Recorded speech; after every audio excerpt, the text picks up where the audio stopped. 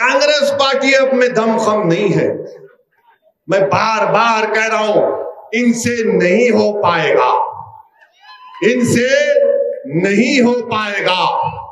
इनको बड़ी तकलीफ जरूर होगी कि ये गुलबर्गा में आकर, कर्नाटका में आकर, मुल्क मुल्क में जाकर हमारे बारे में ऐसी बात कर रहा है। अरे हकीकत यही है। अगर आज मुल्क में यूएपीए का कानून में मासूम लोग जेलों में सड़ रहे हैं, 80 साल के बूढ़े को ऐनक नहीं दी जाती, पीने के लिए स्ट्रॉ नहीं दिया जाता,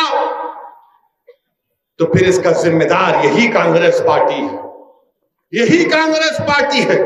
इन्होंने यूएपीए बनाया था। फिर जब 2008 में चिदम्बरम थे मिनिस्टर, होम मिनिस्टर, मैं यूपीए में था, मैंने मुखालिफत की, आपने यूएपीए को और मजबूत किया। फिर अमित शाह ने कानून लाया 2019 में, यही कांग्रेस ने लोकसभा राज्यसभा में उस कानून की तायीद की। आज आकर आप हमसे पूछते हैं कि बताओ ये क्या हो रहा है, तुम क्यों लड़ रहे हो? याद रखो, मैं जब तक अल्लाह मुझे जिंदा रखेगा इंशाअल्लाह ताला मैं लड़ता रहूंगा।